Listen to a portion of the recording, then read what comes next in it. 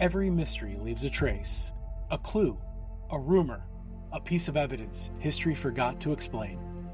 This is the Enigma Files, where every story is true, every theory is on the table, and nothing is ever fully closed. All right, welcome back, everybody, to a new episode. It's Thanksgiving time, so happy Thanksgiving, Paul. Hey, happy Thanksgiving, Tony. I am officially wearing my sweatpants after that Thanksgiving dinner. Yeah, so just to kind of bring you all a little bit behind the curtain, weather here in the Midwest has been nasty, high winds. Yeah, it's been rough. So my internet was out, so we're recording actually a couple days later than we intended. So we're actually the day after Thanksgiving. Hence the But this sweatpants. is hence the sweatpants.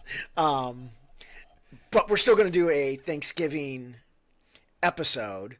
So, any like cool like family traditions you guys do for Thanksgiving? Anything fun or weird or wild or just noteworthy? We watch Planes, Trains, and Automobiles. Great movie. That is like a big tradition for us. We absolutely love that movie.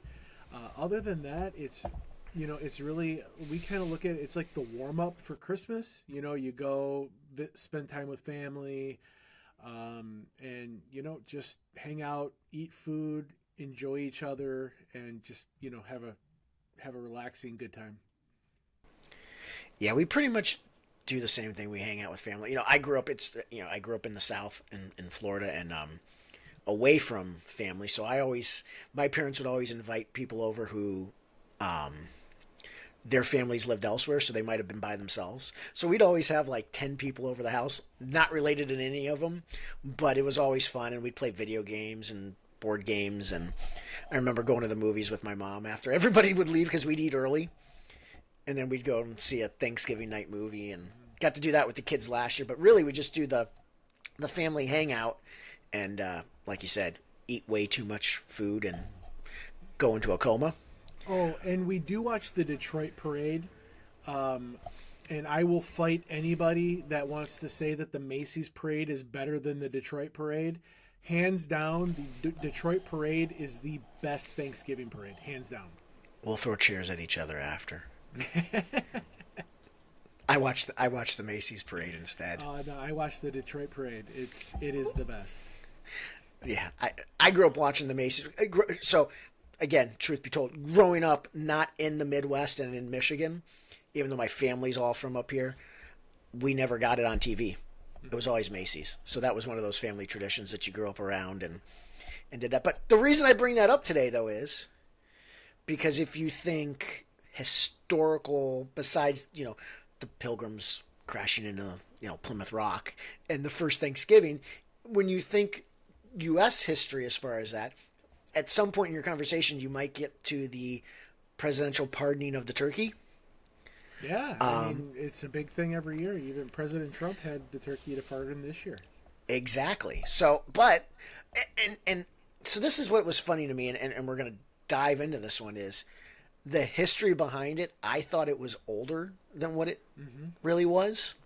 It's one of those weird things where you're like, the first thing that we're going to talk about when we go into it is how I was taught.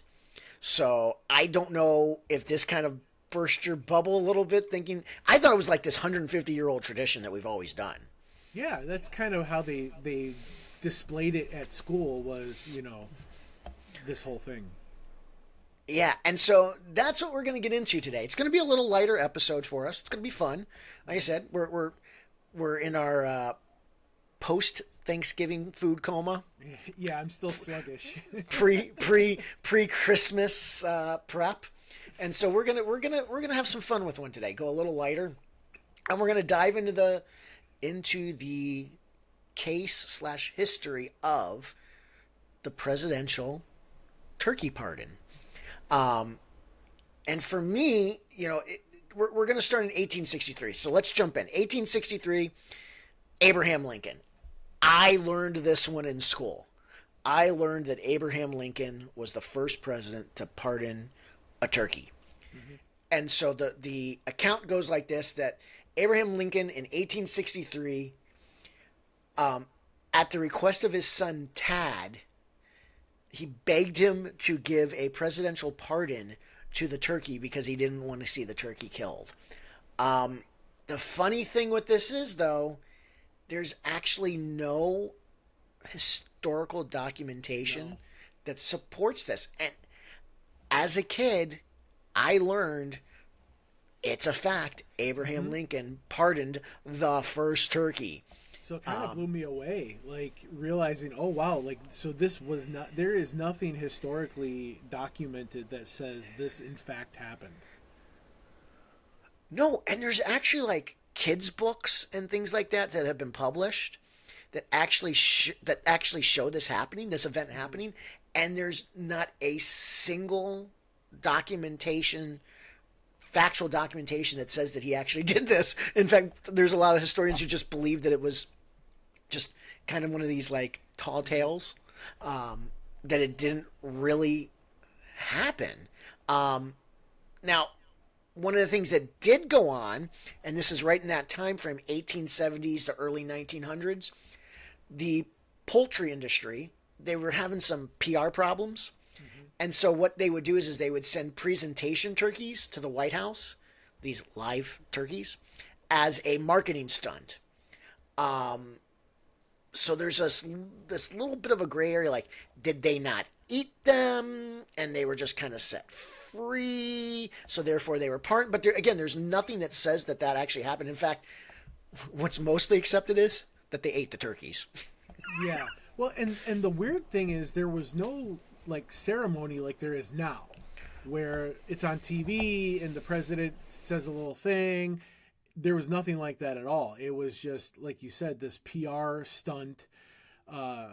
In my research here, it said it was a fancy gift, sometimes meant to end up on the president's Thanksgiving table. And I guess back then there wasn't as much media coverage on it, so it wasn't as big of a deal. Yeah, in fact, you jump forward, the next accepted guy as far as, oh, this is where it started, would have been President Truman, and we would have jumped forward to 1947. And again, it seems to be a myth, because I've heard this one too. I heard that Truman was the one that started this whole tradition, and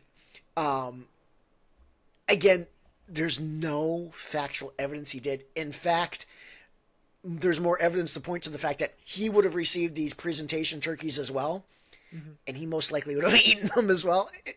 And in fact, there were times when he openly joked, President Truman, about how good the turkey was going to taste. Yeah. So in my research here, one of the funny things I saw that about Truman, but Eisenhower as well. He famously was remarked to say the turkey was a fine, fat bird. And it's like, unless you're eating that thing, you are not thinking a fine, fat bird. No. And I think one of the other ones that came up was it said that Truman may have sent them to petting zoos. Yeah, a petting zoo, or had eaten them. Which, to me, nothing says kid friendly at a petting zoo than, hey kids, come pet the turkeys, because that could not possibly go wrong at all. Right. No fingers are going to be bit off, or weird things like that. So it's just funny, but it seems more evidence than not that we have this concept of like, oh, it's got to be Lincoln or Truman. Like, a turkey was always parted. Historical evidence is showing us that really what was happening was they were eating these things. Yep. And it makes sense. So a little strange fact that I found in the 20th century, this is where the press really started to kind of spin these as like these quirky, oh, the president is sparing the bird story. And I think it looks like that's where it kind of gained that steam, is in the early 20th century.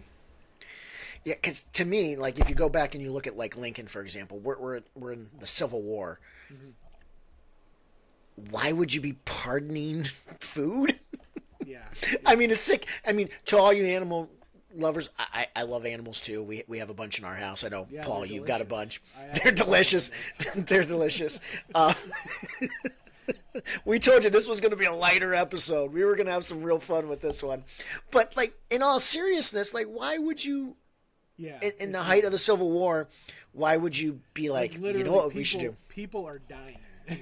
Yeah, like, troops need ration. So when you stop and you think about it, like, hey, it doesn't make sense. But from the legend of, like, of Lincoln, like if you sit there and you told most people, name who you think the greatest president to ever live, you're probably going to get Washington as the first, and probably not too far down the line you're going to get Lincoln. Lincoln. And so what happens with Washington? We have all these, didn't chop down, didn't chop down the cherry tree, couldn't tell a lie, all this stuff. Here's Abraham Lincoln, the rail splitting Abraham Lincoln. Saved you. So they've gotten these bigger than life stories. So why not say he's also saving the petting zoo friendly turkey? Yeah, Because nothing says cuddle up with an animal like a turkey. Yeah. The only cuddling up to a turkey we've done this week has been to cook it and eat it. Yes, to have it sit right on my plate. But again, it looks like more times than not the presidents were actually doing this as a joke, and then it was, to your point, Paul, a PR stunt. So these companies were sending them as a PR stunt. Hey, look at us! We sent the president a turkey, and it wasn't free advertising. Yeah, absolutely. But it wasn't until later, to your point, is into the 20th century when animal rights activists really stepped up that I think is where this started to come in, because you jump ahead, and this one again makes me laugh, because you jump ahead to 1987, Ronald Reagan, Iran-Contra, there was all this stuff with Iran and weapons and Lieutenant Colonel Oliver North, and so there was this question of whether or not Reagan was going to give North a pardon, and Reagan, when asked the question, jokingly answered he'd rather pardon a turkey instead. And this is the first time that we actually have a president on record using the word pardon and turkey together. Doesn't mean that he actually pardoned any turkeys. It's just, this is kind of one of these things where you talk about PR stunt, bad PR, because we're found out that we were selling weapons to the Contras in Iran. Yeah. And so, that wasn't a good look. As we've now jumped forward 50 years and we realize, 40 years, it really wasn't a good idea. But, this was kind of like a lighthearted way of deflecting a serious thing. A serious question, yeah. So I'd rather pardon a turkey. In my investigation, it says that, again, like you said, he was the first person to actually use the words pardon with the turkey, and it still wasn't like this official thing, but he was the first one to actually use those words. And it's interesting because generally a pardon is something that's a criminal justice terminology. So it is kind of funny that we're using these criminal justice terms for a bird from a farm. It's really kind of funny. Yeah, and it would have kind of put this lighthearted spin on a way more serious situation that was going on. And you can see somebody like Reagan, who's known as this great communicator and this guy that was great with these one-liners. Oh, yeah. There's a great video, like you talk about a guy that thought quick on his feet. There's a video of him, I think he was in Berlin or something like that, giving a speech and a balloon pops and it sounds like a gunshot. And in the middle of his speech, Reagan goes, "Ha, you missed me."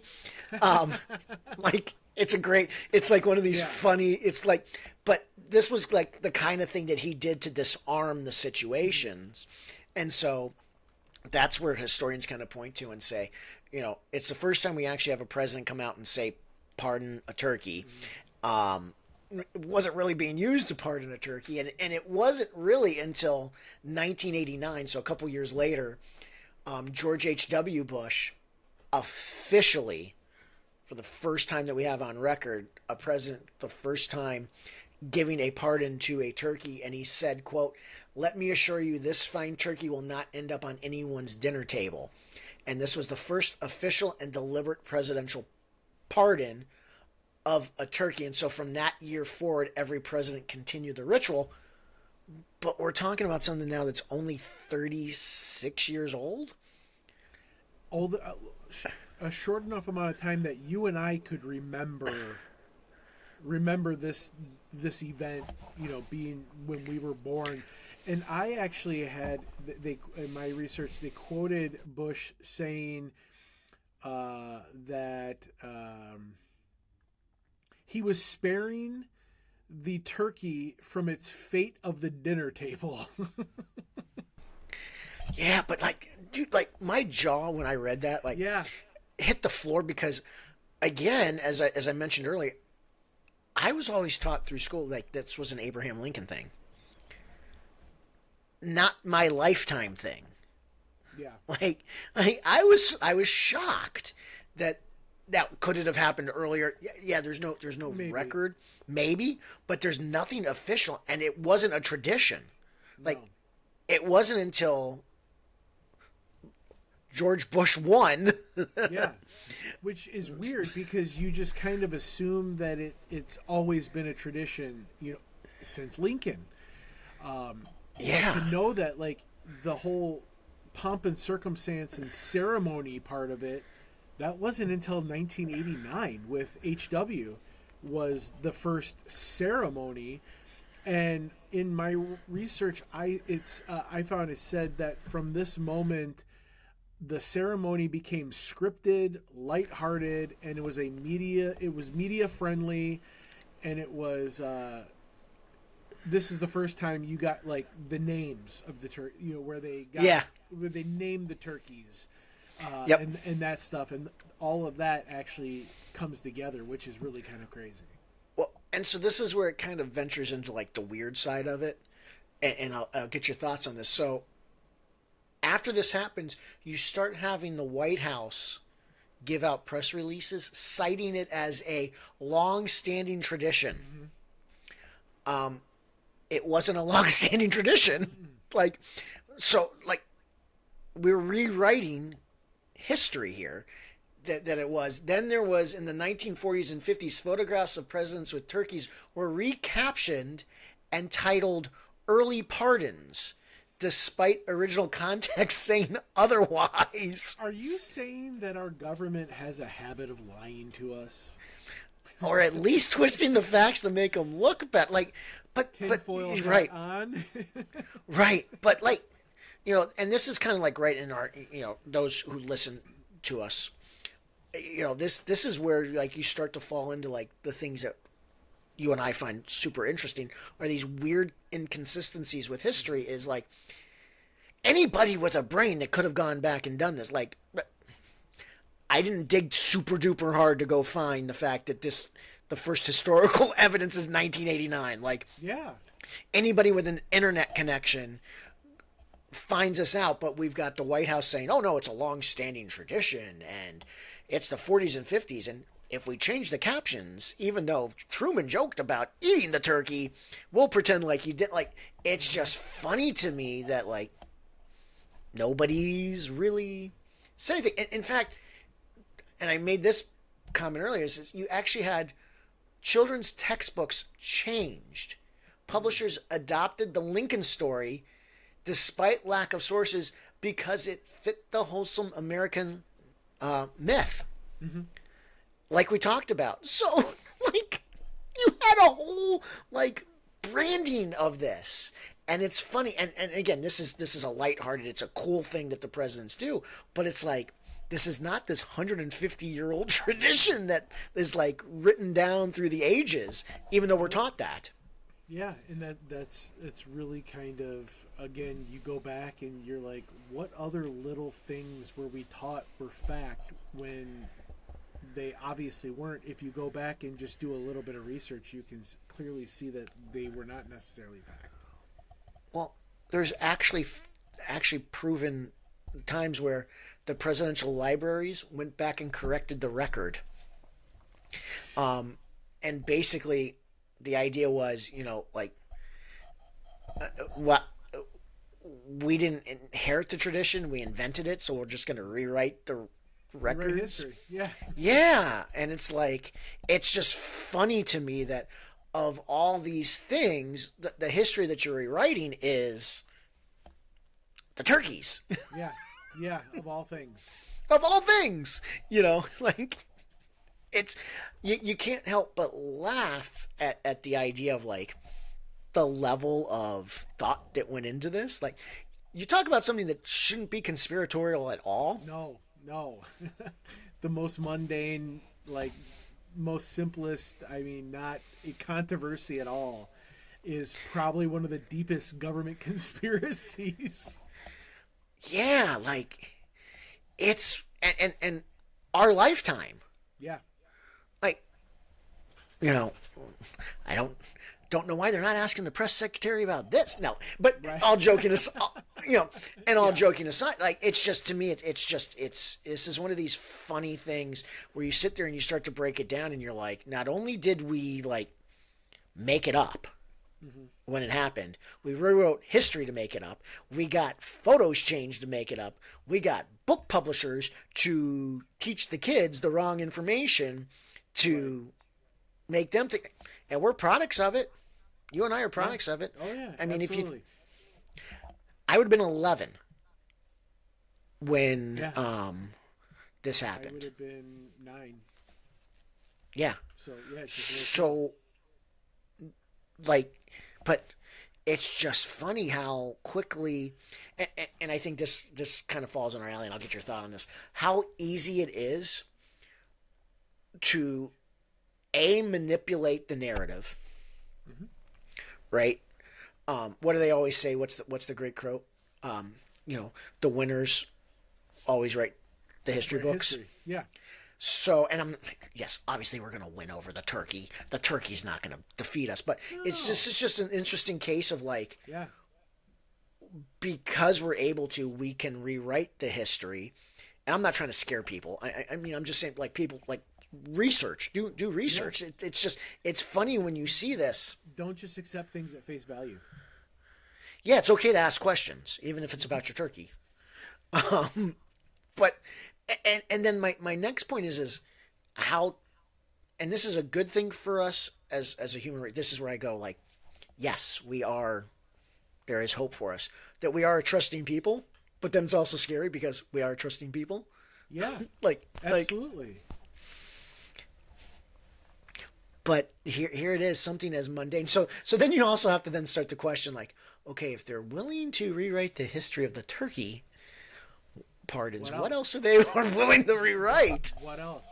So a little fun fact, though, is these modern pardoned turkeys, now that it's actually, like, ceremonial and everything, I found that today they're either taken to local farms, university campuses, or they're actually taken to historic estates like Mount Vernon to just live out the rest of their life,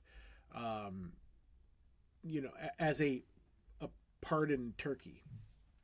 So there's a bunch of pardoned turkeys running around George Washington's. Yeah, well, and I don't know, like, Interesting. I didn't do any research on the lifespan of a turkey. Yeah, so. yeah. I'm assuming it's not as long as, like, some of these tortoises. Like, there was one that just died that was like 120 something years, or 180 years old, something ridiculous. Well, and now they kind of become like minor celebrities. So, you really kind of have to let them live because they kind of become these little celebrities around this time. And the biggest question is, where did we come up with turkey? I mean, if you go to the original Thanksgiving, it was probably like fish. Well, that's true. Yeah, they probably weren't cooking. But here's a fun little fact: Benjamin Franklin, don't know if you know this, did not want the eagle to be our national bird. He wanted it to be the turkey. Could you imagine the majestic turkey with the stars and stripes? Right. Well, yeah. So if you're a Muppets fan, I love the Muppets. I can't help but think of the eagle where he comes out. a salute to America, you know. Yeah, Yeah. But could you imagine it being a turkey instead? But Benjamin Franklin actually said that he found the turkey to be a more noble bird. yeah. So, I'm having an ADD moment, and it was just because I was reminded of it earlier today. Do you remember WKRP in Cincinnati, the old sitcom? Are you talking about when they blew up the turkeys? The turkey drop when The they're turkey like, drop. oh, they Yes, don't fly, and they don't fly. Yeah, I just saw the clip, and it's and like, it oh, reminded the me. horror. But could you imagine if that was our national mascot? Like, No. so in all seriousness, like, how much would our Thanksgiving tradition have changed? Yeah, we would not be eating turkey for sure. We would not be eating turkey because it would have been the national bird. So then it makes a, you wonder. That's a conspiracy for another day. It really is, but it does make you kind of wonder, like, what would we have? And so you talk about how it changes the whole thing of history. You really want to have a fun thing for you animal lovers. Go look up the great conservation of the bald eagle because it was our national, mascot, our national bird. Could you imagine it being the turkey instead? Like, No. first of all, we'd be missing out on some really good, like, turkey and gravy dinners. Mm-hmm. I don't think turkey or gravy and, I don't know, some other weird gamey bird would have been quite as good, but No. it is just interesting. Go ahead. We have the facts down. Do you want to go into some of the conspiracies of why this history is Sure. important? Yeah, so, thought number one was that, oops, sorry, and I just clicked on another thing. Thought number one was just that it was a harmless PR tradition. Simplest idea is the presidents needed a soft, family-friendly Thanksgiving photo op. This looks good. Spare the turkey. That was their first. That was theory number one. Theory number two was that the animal rights groups pressured, especially in the 1980s. We saw a massive growth in the animal welfare activism side, and politically driven. You wanted to be on the good side of wherever the tide is going. This was a way to kind of neutralize that criticism, to offer a pardon to a turkey. I don't know if any of these are standing out to you as like a great reason to pardon them. And then, you have the idea of a political distraction. Reagan, again, remember his joke, I'd rather pardon a turkey than Oliver North. Since he was the first one to kind of use the word pardon, it was kind of this way of like making light of tough things that were going on. And then, President Bush, and again, think about the world we were living in if you were alive then, with Bush as the president, you're talking about first Iraq war, all this stuff that's going on. So it would have been this lighthearted kind of way to kind of make people laugh and smile. And then historical sanitization. That it was just basically a way to make the tradition of Thanksgiving seem cute versus what it generally is known historically to be, which is this whole colonial complexity mess, which we're not going to totally get into, but this was just kind of a way to put a good spin on something that not everybody always loved. I don't know if you really, what you think on any of those. So, thinking about this, here's kind of where I'm at. So they used these turkeys originally as gifts. We're talking the 1800s. It was a gift for the president. Early 20th century, again, it was these PR stunts. And then when Reagan uses this terminology, I think it might, with, the 80s and going into the 90s, there were some real serious things going on. I think it kind of just spun gears in someone's head, and it was like, hey, what if we actually pardon a turkey and have like a ceremony, kind of like the Easter egg roll, make a big deal about it, get the press there, do this, we're coming into the Christmas. So I always say Christmas is a season, Thanksgiving is an event. within the Christmas season. That's why I'm perfectly okay with on November 1st putting up a tree or putting up your Christmas lights, because you're starting the Christmas season. Thanksgiving is an event within that season, and it's just this feel good thing. Well, so then they say, well, there's all these photographs of all these older presidents with these turkeys. Instead of making it known that they ate that bird, let's sanitize history and make it, oh, well, this was Eisenhower, even though he said it was a fat, fine bird. Or Truman, oh, this bird's going to taste good later. We're going to just sanitize it, and we're going to make it as if it's always been done that way. And as the conspiracy theorist in this duo, which I'm a loud and proud conspiracy theorist, I think that the book writers just thought it was a great idea. I don't think it was as deep of a conspiracy as, oh, we got to have the books change history. It just was like, oh, that's a great idea. And that's kind of where it started. Yeah, I don't think there's any sinister plot to, change our thinking when it comes to the books that are being written. There's plenty of them. Oh, but I mean, just not this one.